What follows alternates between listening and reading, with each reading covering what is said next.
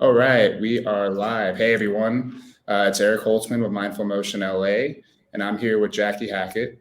She is a registered dietitian, an intuitive eating counselor, the owner of Hackett Health, the creator of the anti-diet approach, and a personal trainer. So it's a long resume. Thank you. Can we start this just kind of telling a little bit about yourself and your story and how you got into the field you're in? Yeah, so I grew up being an athlete. I grew up in LA, was always very, very active. I played volleyball for a little bit in college, and then I pretty much stopped playing sports, stopped working out, started to have some of my own health issues like digestive issues, went to the doctor. They didn't really have any answers. They were like, here, take this medication that may or may not help. And I started to look more into nutrition. I'd never really thought about nutrition prior to college. I grew up, we ate pretty healthy, but we would still eat fast food once a week, pizza every now and then. And never really realized that the foods we put into our body can impact us in the way that we feel. So I started just learning about nutrition on my own. Then I graduated college. I was already double majoring in psychology and sociology, and they didn't have a nutrition program, so couldn't even switch majors if I wanted to at UCSB. So then I decided to get my master's in nutrition, which was a very long process because I had no science background. So I had to go to community college for a few years. And in that process, I became a personal trainer because I was really missing that active lifestyle component. I worked for Equinox for about a year, where I learned a lot about just programming and corrective exercises, and looking at the body as a whole. That is one important aspect I liked from Equinox. But through that, I fell into the trap of, diet culture, which we'll discuss a lot in a moment. But, trying to look a certain part, being in the gym, trying to like bodybuild and, restrict what you're eating, not eating like unhealthy foods and counting my calories and macros and all of that we're all so familiar with, to the point that it became obsessive. And I had disordered eating for a while, actually in college as well. I didn't realize I had disordered eating until grad school, when I started learning about it and when I ultimately discovered intuitive eating as a whole. So that's kind of what launched me to, try to overcome my disordered eating. And, I became a dietitian, took 3 years in grad school, got my master's, and then passed my board exam to become a dietitian. I worked in hospitals for a little while. I worked at Kaiser as an outpatient dietitian, and then I started, my private practice, where I could really truly help the people that I wanted to help in the way that I wanted to help them. And that's kind of where I'm at now. Okay, cool. So where's your passion stem from in regards to like nutrition and helping people eat healthier? I think, there's a couple aspects of that, but the biggest one was, me having those digestive health issues in college, and realizing that it wasn't just the nutrition, but it was also the mental aspect, because if our stress is through the roof, our digestive health, right, our brain gut connection can cause lots of issues there. So it really wanted me to help other people overcome their disordered eating, help them look deeper at what's actually causing your digestive issues, right? So I do have an emphasis now on focusing on gut health and how much our gut actually impacts our health. So just kind of living through that experience and not getting answers from any doctors.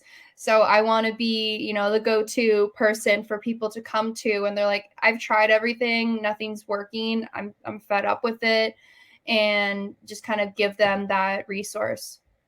Okay, yeah. So you're a niche in a sense, in a niche market. I mean, I can relate to that because I'm kind of like the last resort for people when PT, chiro don't work, and other modalities. They seek something out for their physical pain. So it sounds like similar for you with nutrition. Yeah, definitely. So this gut health thing, it's like a big movement right now, this last like decade or so. A lot of research in it. Still seems like a lot of people are not really sure what it's all about. I guess, what would you say, like, how does gut health impact our well-being, our weight loss efforts, our inflammatory load in our system? Yeah, so in a lot of ways, first off, when we refer to our gut or our digestive tract as a whole, it starts in our mouth, goes all the way our esophagus, our stomach, down to our intestines, and then our bowel. Ultimately, that's our digestive tract. When people refer to gut health more specifically, they're talking about like the microbes in our colon, right? So our gut is where digestion and absorption of key nutrients take place. And our gut microbiome contains, we're still learning, but they say somewhere close to around trillions of microbes and bacteria. And those bacteria then, they break down food, they create other substances, right? They produce neurotransmitters, right? Everyone's probably familiar with like serotonin, right? Our happy hormone. So if that's not working properly, our mood is going to be, disrupted. Right, serotonin is then a precursor to melatonin, which is our sleep hormone. So our sleep can be impacted.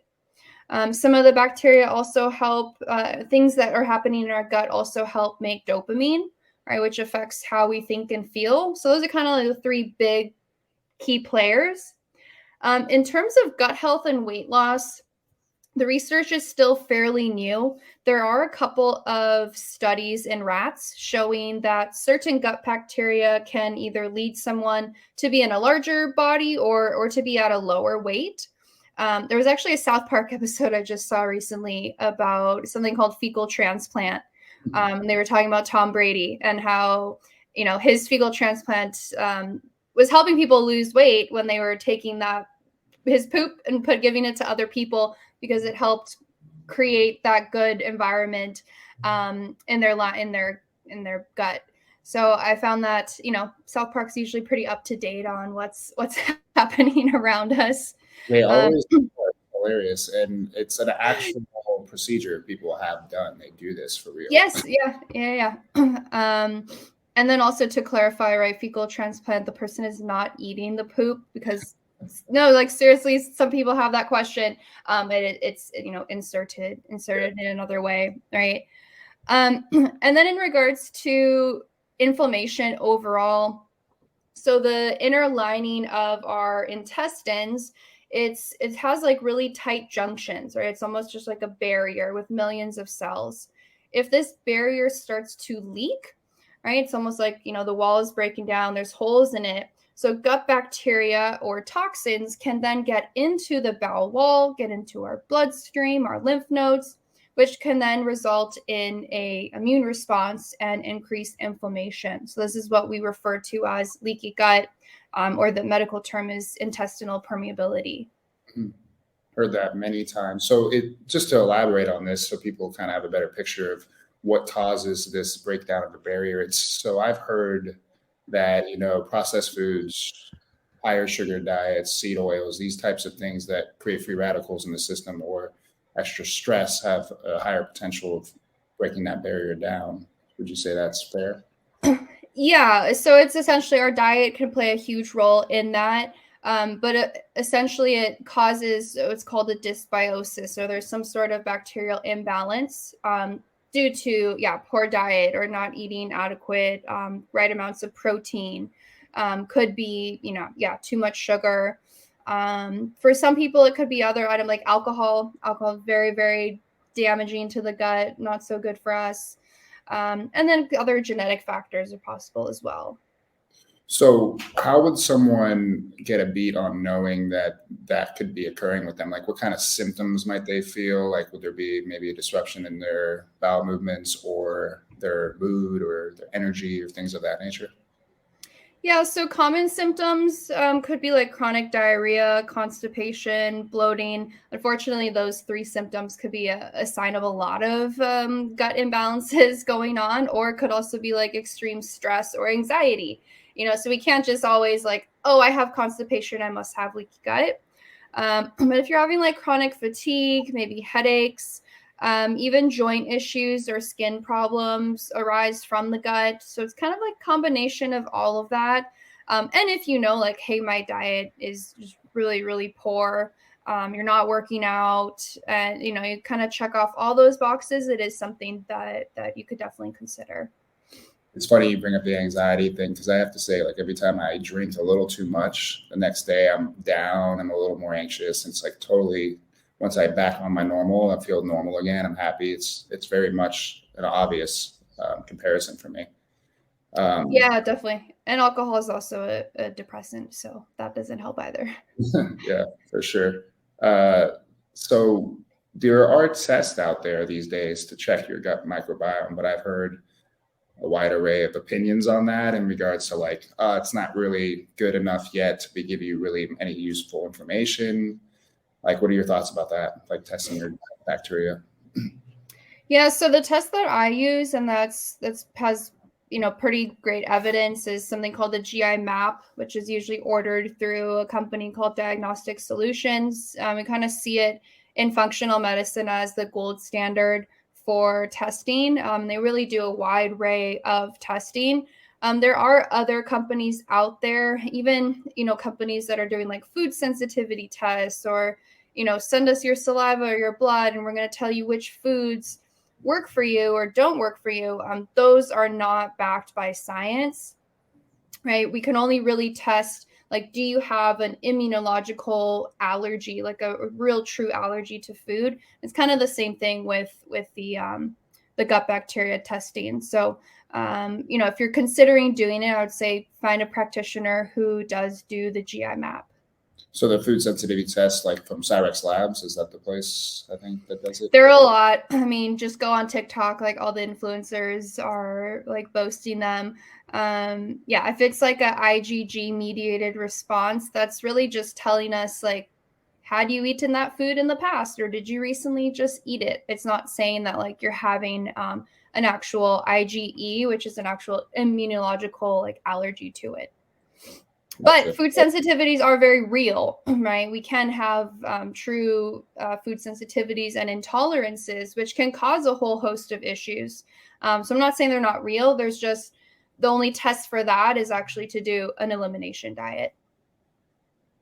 Okay. So what can people do then to improve their health, because their gut health?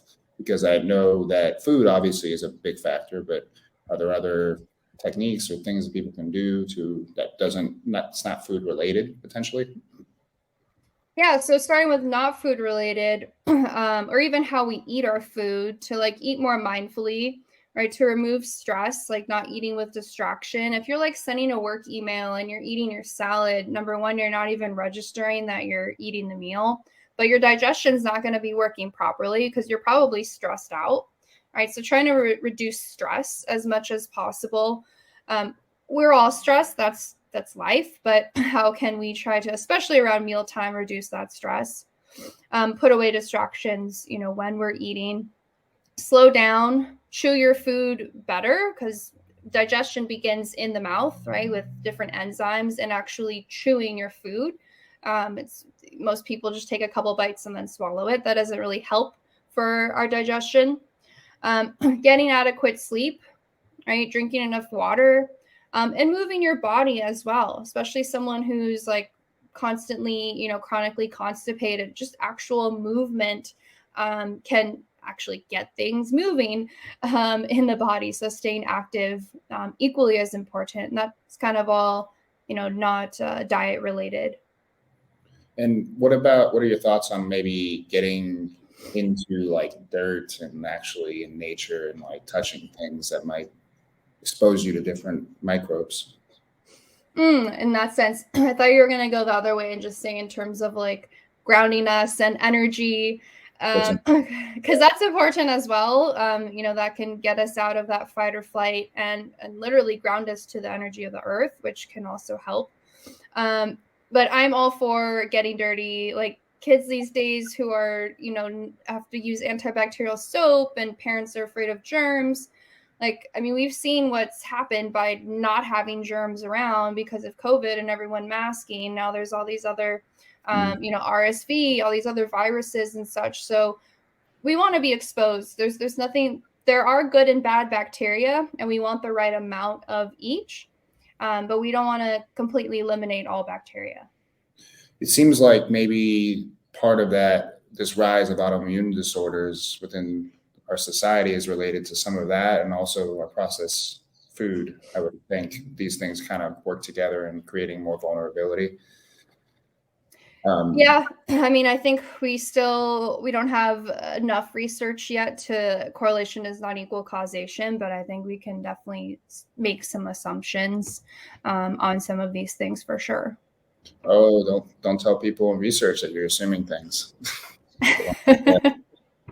uh, since we're on this idea of like fads and things that are kind of prevalent within the nutrition space, this idea of fasting is super popular right now. I could never fast back in the day. I was a college athlete and I would eat like 6 times a day. Thinking of missing a meal would just be like brutal for me. Now fasting is like just my norm. I guess my question then is like, what role do you think fasting plays in living a long, healthy life, if any role? So my nutrition philosophy is intuitive eating, and we see fasting as a diet because you're telling your body you cannot eat after a certain time when maybe you are hungry. Mm-hmm. We all naturally fast, right? We eat dinner at 6, 7 p.m. We wake up at 6 a.m. and we don't eat till 7 or 8 in the morning. That's, generally a 12 to 14 hour fast on its own. Unless people are, out late, midnight snacking and stuff. But we all naturally fast, which is why breakfast is, right? Break fast. And we do want some break, right? We need to let our digestive system get a rest during that time. But in terms of, my belief system, I don't think that we have to like have a certain hours of the day that our food needs to be eaten in. For some people, it's like natural, like, hey, I don't like breakfast. I eat around 11 each day. Cool. I'm not going to force you to eat breakfast if that's what you've been doing your whole life. But what does the rest of your day look like, right? Are you starving by 7 p.m. because you didn't allow yourself to eat earlier in the day? Like it's very case by case and individual. I have looked at the research, of course, and especially for women, it doesn't seem very sound. That it can cause a whole host of issues in terms of hormones and such. But I know plenty of people out there who live by it and swear by it, and, they feel great with it. And at the end of the day, I'm all for whatever works for each individual person. Sure. So that makes perfect sense. I mean, you kind of listen to the signals your body's giving you and work off that. But I can imagine that some people have disordered signaling in some way. So if you're eating at 9 p.m. and you wake up at 6 a.m. and you're eating right away, even though you feel hungry, maybe it's just your conditioning. Does that kind of happen sometimes as well? Yeah, absolutely. We could be conditioned to like the clock. Like you may not be hungry, but you're like, oh, but I always eat breakfast at 8 a.m. I always challenge people we all have our habits and our routines, and we're creatures of habit. I challenge people to sometimes just, first and foremost, we have to become aware. Like, are we even aware of what we're doing? And then question, like, is this actually the right way that's for me? Or have I been living 40 years this way because my mom told me this when I was 10, right? To just kind of question that norm and really see, right? So that's what is a part of the intuitive eating process, is just figuring out what works best for you, tuning into your body, listening to those internal hunger cues. And like you said, some people, their hunger and fullness signals may be dysregulated. Like anyone who has a history of dieting, disordered eating, trauma, like you can't really feel your hunger signals in the same way. So we have to figure out like, okay, what does hunger actually feel like to you? And there's kind of like a questionnaire and different exercises we can do over time to figure that out. But initially, yeah, you can't just tell anyone like, just listen to your body. It's going to tell you everything. That's likely not going to work. It is going to take some trial and error and figuring it out.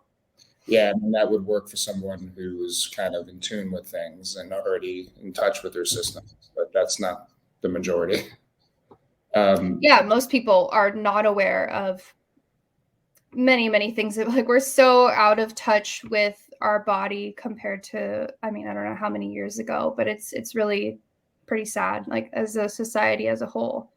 Yeah, just advancements technologically and all these new progressions in certain components of society is amazing, but it comes with some consequences, it seems. Since we're on that topic, can you kind of just elaborate what intuitive eating is? Like, what are the core principles? Why does it work? Yeah, so intuitive eating is it's an evidence-based self-care practice. It was created by two dietitians and researchers, I want to say in the 70s. It helps people heal their relationship with food and their body. So what does that mean, right? It has 10 principles to kind of help guide you, right? And it's founded on the premise of, first and foremost, we have to reject diet culture. So we have to kind of define, what does diet culture mean? Like fasting or keto, Atkins, Whole30, Noom, Weight Watchers, like those are diets. Even something as simple as like, I can't eat past 6 p.m. because I'm going to gain weight or be fat. That's diet culture, right? The evidence is pretty clear that diets do not work in the long run, right? 95% of diets fail after year one, and after year two, 99% of them. So the diet industry is a $72 billion industry for a reason. People go on a diet because, first off, they go on the diet because society's standards are that we all need to be thin and shrink ourselves and be as small as possible. All right. So people go on a diet to lose weight. They sometimes lose weight, right? Like, yeah, diets will work initially, but then they can't sustain it because it's oftentimes too restrictive, right? You have to cut out all carbs, or you can only eat a certain time, or, you feel guilt and shame because, oh, I ate a slice of pizza. Like, oh my God, I'm terrible now. And then this like backlash, and it's very psychological. But ultimately the diets are too restrictive. They gain back the weight. And then they feel like they failed. So then they search for the next new diet, right? And then that's what we call, yo-yo dieting, and ultimately weight cycling, where their weight was here. They were probably at a pretty healthy weight. Maybe their BMI was, according to a doctor, overweight or obese, right? But we definitely have seen in the research, right, that we can be at a higher weight and still be healthy, right? Looking at your metabolic health and your other lab values. But they may be at this higher weight, but they lose weight, then they gain more weight, and then they lose weight and they gain more weight. And in the long run, that weight cycling is actually a greater predictor of negative health outcomes, right? Is a greater predictor of cardiovascular disease and other diseases. So that's go on forever about that, but that's it. Does that make sense? Like in a nutshell, kind of what intuitive eating is? Yeah, I Or mean, why it is? yeah, I mean, it sounds pretty relatively straightforward and common sense in a way. Like, it just, I'm sure, is not always so simple because it's a complex system. We are as humans, but I think it's important to just touch on this idea, like doing this yo-yo dieting, keto, then going off, and then doing something else, and going off, going through these cycles of maybe starving yourself and then overfeeding. This idea that maybe that damages your metabolism, causes metabolic dysfunction, and could almost be permanent. I've heard things like that. Could you elaborate on that a little bit? Yeah, essentially, oftentimes if someone's on a diet, we always throw out the number 1,200 calories, but whether it's 1,000, 1,200, like, you open the diet app and it doesn't matter what your height, weight, sex is, you get this like super low calorie range, right, to put you in a caloric deficit. And people then restrict, and our body is very well adapted, right? It thinks, okay, this is the new set of calories I'm going to take in. So it recognizes that, and it starts to slow your metabolism down because it's saying, hey, tomorrow I might not get that same amount of calories. So how can I slow down, right, your basal metabolic rate, so that we are not burning everything that you're eating? And then that 1,200 calories was not sustainable. So you go back to maybe you're eating 1,600, 1,700. Well, now your metabolism is still running on the 1,200. So you're going to gain the weight, right? And that's essentially, that just keeps happening over and over again. But why initially the first couple diets usually work pretty well for people is because, your metabolism's still working pretty well. Yeah, that kind of, I've heard that people often, if they eat more, sometimes will lose weight in certain circumstances, and which is sort of counterintuitive, but I guess that kind of ties in with what you're saying. If you're boosting your metabolic rate up, then maybe that also will be positive as long as you're exercising and other things. Yeah, definitely coupled with exercise and, ensuring that your diet is nutrient dense and giving you all the things that you need. So, this day, especially now in the last few decades or the last 50 years, I guess, there's a tremendous rise in obesity. It's almost been called an obesity epidemic. I don't know if that's appropriate, but I guess, what would you say the driving forces are surrounding this obesity epidemic? I think that's the question of topic in every platform right now and every, key thought leader in the health space. And, I think the main things that we've seen is that energy consumption. I've heard multiple things. Energy consumption has gone up, but then other times I hear it actually hasn't. So I don't know about that. But definitely, I would say we are way less active as a society due to the Industrial Revolution, due to technology and everything that we have. People are spending 5 hours per day watching TV, 2 hours on social media. So we're just not moving. I think as a whole, our mental health is also not good due to just everything that's been going on. That is also going to impact, right, our stress hormone, which then impacts our weight, which impacts our gut health. And then there's the whole claim of, the seed oils and the processed foods and all of these things. And I think it's some people are just choosing one thing to blame. Like every decade, there's something new, right? So 80s, it was fats, and then, eggs are bad, and then carbs are bad. And then they were blaming sugar. Like right now, more recently, it's kind of like sugar in these processed foods. And then now it's like seed oils. Nutrition is a science, and the science is always going to evolve and going to change.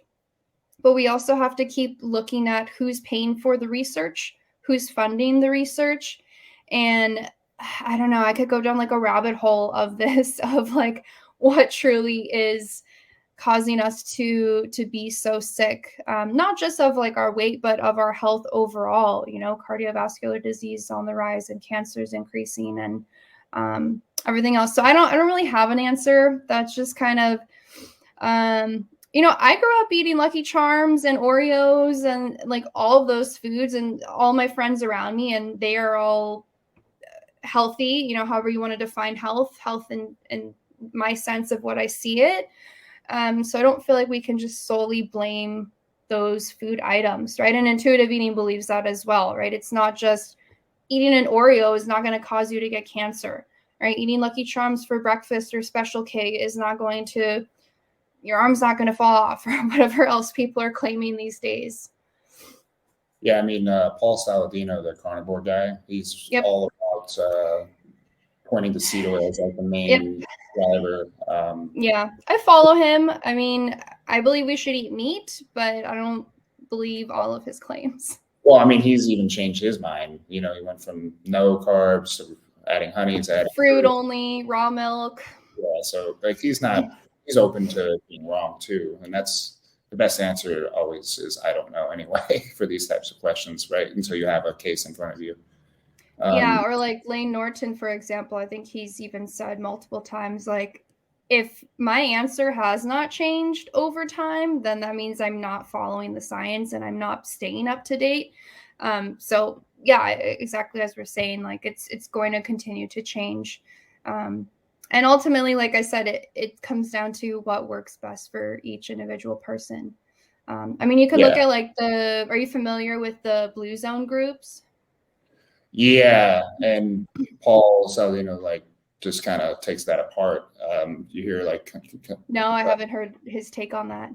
oh well, he basically points out that some of the blue zones that they say they're vegan, they're actually not. They eat a lot of meat too, and some I guess the information's somewhat contradictory from different resources.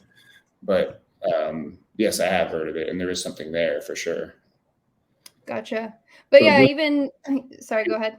no, could you explain to everyone what the blue zones are? Because I'm sure most people don't know what that is. Yeah. So I don't know how many there are around the world, but there are these communities all around the world. There's some in Italy, actually in LA. Loma Linda is one of them. Okinawa, Japan. They're just communities of people that have the highest number of centenarians, right? People that are living to be 100. So these people are healthy, right? And they look to see, they've been following them over all this time, and they're trying to figure out what do they have in common, right? So it's an epidemiological study. They're not manipulating anything. And the diet component maybe could be different amongst those groups. But the key thing that it's telling us is it's not just their diet. They're all very active, not necessarily going to the gym and lifting weights, but just physically active in their day to day, right? They walk, they bike, they have community, right? The people around them, whether it's friends, family, like they're spending time with people, which uplifts our health. They have something that they believe in, like a purpose, right? In Japan, they call it like your ikigai. Whether it's, a higher power or you believe in afterlife, you just have some sort of purpose. What's the other? I think they have low levels of stress. And I feel like there was a sixth one. And then the diet itself is kind of more Mediterranean style. Maybe they'll drink wine a couple days a week, mostly fruits and veggies with whole grains. And yeah, some I've seen claim they eat a little bit of red meat or they eat a little bit of fish. Am I missing? That's kind of the gist of it, though, is like it's not just their diet that's making them healthy. It's that holistic approach. Yeah, I think that's often forgotten. Like the community component's huge. Like if you're a solo person, you don't have family, you don't have friends, it's gonna take a toll on your health. And I think what that touches on is the tie between your mind and your health in a sense. I remember this study one of my mentors talked about. They did a little a research study on like two groups of people. One group had like a 600 calorie shake and another had like a lower calorie shake, and they lied to the person who got the 600 and said it was low calorie. They checked their blood sugar rises and all these like ghrelin increases and things of that nature, and they were the same amongst both, even though one was 3 or 4 times more calories. But because they believed it wasn't, their body responded differently. And so I guess this kind of leads into this idea: if you have positive things in your life, people to talk to, community, you shape a perspective, your mind's in a different place, it's going to change how your body responds to the things you eat and the stresses that you're under.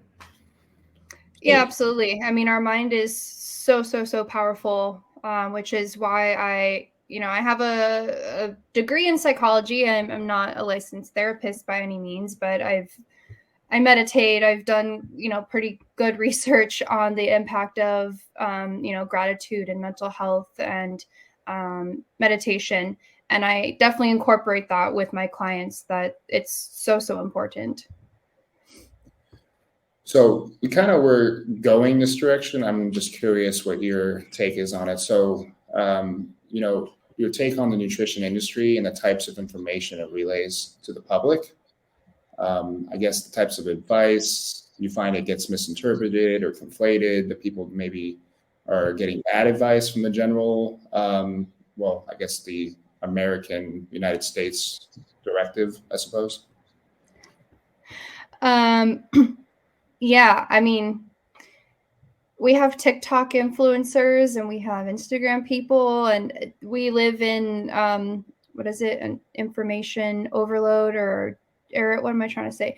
Plethora of information out there, right? We have access at our fingertips, but you could literally Google, is sugar good for me? And you're going to find something that says, yeah, we need it. It's a carbohydrate. It's our energy source. Is sugar bad for me? You're going to find a bunch of, the same opposing arguments. So the sources of where you're getting your information from are definitely important, right? Just because someone looks thin and looks healthy and has 1 million followers and they're promoting this little shake, like, oh yeah, I look this way because I drink this. We got to question, like, that's total BS coming. I mean, maybe they are drinking it, maybe they're not, but like your genes are probably what made you look that way.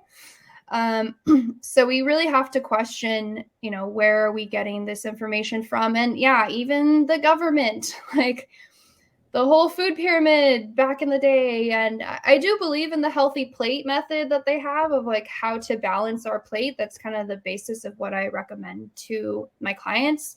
But the whole recent, I'm sure you saw it, that like Lucky Charms are ranked higher than beef and eggs and regular milk, and all these processed, fake, plant-based meats are ranked higher, that we should eat more often. And, again, who paid for this funding?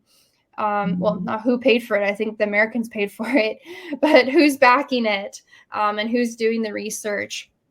That we have to, unfortunately, take everything with a grain of salt.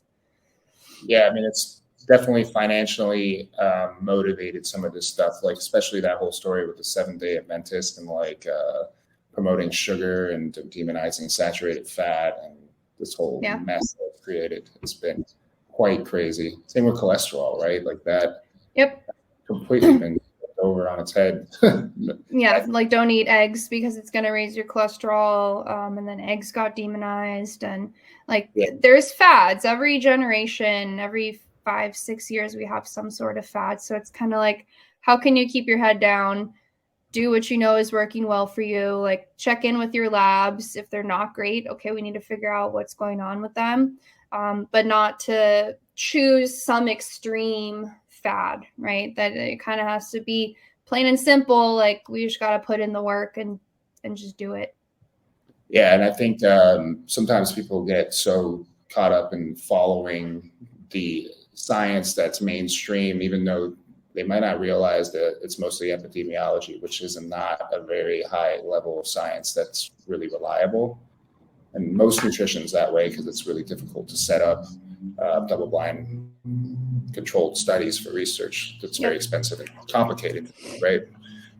So I think it's almost like we should just go back to eating like our great-grandparents, because they probably didn't really do anything but eat whole foods, and that was probably the best way to go.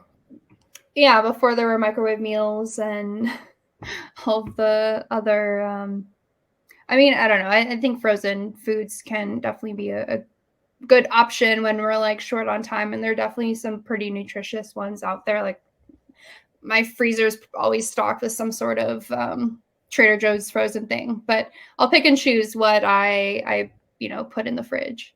But yeah, I agree with you. I've heard too, maybe you can, I've never really looked this up, but some people have told me that getting like frozen vegetables might actually be a better way to get them because they're more fresh in a sense. They get them, they freeze them right away and they last longer. Is that true? Yep. Yeah, that actually is true, right? And there's nothing wrong with canned goods either, right? Even if they are higher in sodium. That's a perfect example. Like that research on sodium is so outdated. That no one should be following a low sodium diet unless you like really have a health condition like heart failure or something. But yeah, canned veggies they're convenient, especially if you're on a budget. Same with frozen. Oftentimes, our broccoli gets shoved in the back of the fridge and we find it 2 weeks later. Frozen veggies, that's not going to happen. Yeah, that's interesting. Touching on salt, that's still a very much avoided thing among people, not adding salt to stuff. And after reading that Salt Fix book, I forget the guy's name. Yep. Have you read that book? Dr. Nick James, I forgot his last name. It's like a long last name. Yeah, that changed my mind so much on salt. Yeah, I mean, the amounts he was talking, like 10 grams a day. I was like, what? So I don't even worry about it. I just eat the salt that feels the right amount to taste, basically, is what he suggested, which kind of fits perfectly within the intuitive eating thing. I don't think we need to be restricting sodium. Like that's the last of our worries. So, my space and is really centered around people with physical problems and joint issues and things of that nature. And I notice sometimes when I'm eating better, my aches and pains can be somewhat improved. And I've definitely heard many anecdotal cases with people going keto or cutting out really inflammatory foods, and all of a sudden their joint pain, arthritic pain goes away completely, which might speak to an autoimmune disorder potentially. But I guess could you elaborate on how poor nutrition might contribute to joint pain and muscle pain, things of that nature? Yeah, I mean, an anti-inflammatory diet, there's pretty good evidence on it that it can help alleviate some inflammation, especially I would say looking at gut health, right? Like we just found out recently that there's a specific gut bacteria that is causing arthritis, right? Which is that inflammation in the joint.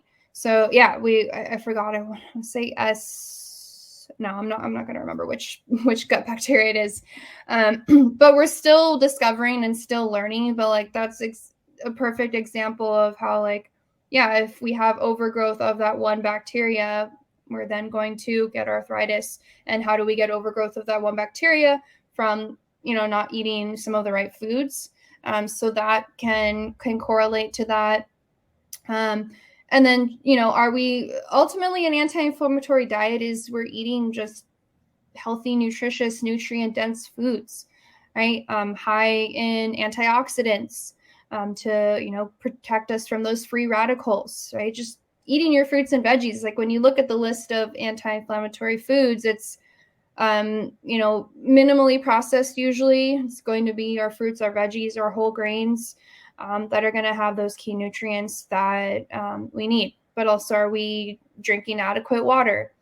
And then kind of going back to what we already discussed, right? I don't think it's just our diet that can fully reduce our inflammation. It's also, are we managing our stress? Are we sleeping well? How are our relationships? That can also impact overall inflammation in the body. Okay. My dad is currently on like some severe antibiotics, and I think sometimes people aren't aware what that does to your gut and Mm. how someone. So, say you do antibiotics for some reason, what would you suggest someone does to try to get themselves back or restore their gut health and get back to a normal place? Yeah, so when we take antibiotics, we are killing all the bacteria, not just the one that caused you to have that infection, which is really unfortunate. So immediately after, or even kind of like mid taking the antibiotics, you can start taking probiotics. I would say for at least about a month after taking the antibiotics, you can take just a general probiotic. I don't usually recommend probiotics just to everyone, right? Like most of us don't need to take probiotics. You can also eat, natural probiotic foods. So I would say doing that while you're on antibiotics as well, like kefir, yogurt, kimchi, miso. Um, but also we need prebiotics, right? Which is the fiber that's going to feed that bacteria. So we can't just take the probiotic and think everything will figure itself out. That's why, again, our diet so important. We want to eat those prebiotic foods as well. Okay. Yeah, that sounds very much in line with what I've heard. So I don't want to run out of time. I would love to hear what you've created this dietary approach called the anti-diet approach. So what does that entail? Like, what are the premises of that? Yeah, so it is my new 12-week program that is, so I work mainly with women, helping them ditch the diet mindset and gain strength without necessarily having a gym. So it focuses on nutrition, movement, and mindset. And we cover how to eat intuitively, how to exercise in the proper way to gain strength without it being like, hours in the gym or doing burpees all day long. And then looking like we discussed like that holistic approach to it. But yeah, mainly working with women who have history of dieting, disordered eating, or eating disorders. Okay. Why do you solely, well, not solely, but focus more on the women versus men and women? Over the years, women are more so the clientele that have just been attracted to me. I mean, I definitely have some, because I'm also a personal trainer. So I definitely have, at least a handful right now of men who are clients, but they're just for like the physical component. That's my niche. That's where I've fallen upon. That's where I resonate most with. Women in general have kind of been more open with me to like dive into, because like we do some deep healing work. And for some men, like I had one client, he's like, this is really like, I don't know, I don't have emotions like that. I'm not going to discuss some of these things. And so it's not that it can't work for men. Men can eat intuitively, and men can probably go through this program and see great results.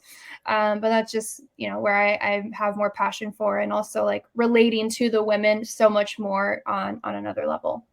Yeah, I mean, that makes sense in a lot of ways. And it's crazy what men don't want to open up and talk about their feelings. That's weird. Yeah, so weird.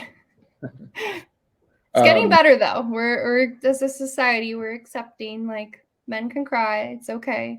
Yeah, it's almost maybe going too far the other direction in some cases. So I want to leave people with some actionables. So I guess what are like the 3 top easiest things a person can do to start eating healthier, maybe promote getting a little leaner, have more energy, so they can feel their best, basically? I touched on this one already. Eat mindfully, right? Slow down when you're eating, put away the distractions, chew your food, and actually enjoy your darn food. Like if you're just eating chicken, bland chicken and rice, like you got to change that up, right? Healthy eating doesn't have to be chicken, rice, and broccoli with no flavoring. So yeah, I'd say eat mindfully. Have a plan, right? Whether it's like actually meal planning for the week or just making a grocery list.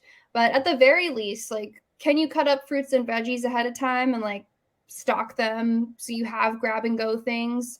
Or even like trail mix popcorn if you know you're going to have a long time in between meals, so that by the time you get to the next meal, you're not starving. And then we all know what happens. We just eat whatever is in sight, or we pull over to the fast food because we haven't really planned. Lastly, I would probably just say, just aim to get at least one veggie on your plate. Maybe starting out like it's just one meal a day, like if you really are not eating veggies, but the goal is we want veggies breakfast, lunch, and dinner. But at least one vegetable. Like, can you commit to getting one more veggie on your plate? Okay. And you don't really emphasize any type of veggie. It's some kind, just to get it going. Yeah, I mean, that's kind of like first and foremost, if we're going to get more specific, like, yeah, can we have a variety of vegetables, different colors? If you only eat green veggies, can we get in some, bright colored, not cucumbers, bell peppers, or, other kinds of options, because our gut bacteria likes variety, right? Variety of fibers that we can incorporate. But no, like there's not, the whole superfood thing is really, again, diet culture that like, yeah, quinoa is great. Oatmeal is great as well. Chia seeds are great, but so are hemp seeds and some of these other seeds. No, it's spirulina that will cure everything. Spirulina and chlorophyll. And like, yeah, those things are great. They're good for us, but it's not like apple cider vinegar. It's not one specific food that is going to cure all disease. It's a combination of everything. Yeah, that's just too reasonable. You can't be like that. So just so people kind of know what your process is like, what if someone were to reach out and wanted to work with you, like how's that work? Yeah, so I have them fill out a pretty detailed health history. Right, we look at labs. If you've been to the doctor recently, like send me all of your labs, your diet history, exercise history, your sleep. I look at your relationships, life stressors, what it was like growing up in their family, and their parents' relationship with food? Did you have access to food? So kind of just getting a whole history and understanding of, how did you get to where you're at right now, and what is your relationship with food, and what is your experience in the gym as well, right? Any injuries? And I know you work with people with pain. I actually had sciatica for a couple years, so I learned a lot about spine pathology and back pain to heal that. So kind of, digging deep into that area as well. Oh, cool. Yeah. That was helpful. I guess then the last thing is, where can people learn more about you and then find you, and if they wanted to reach out, connect with you?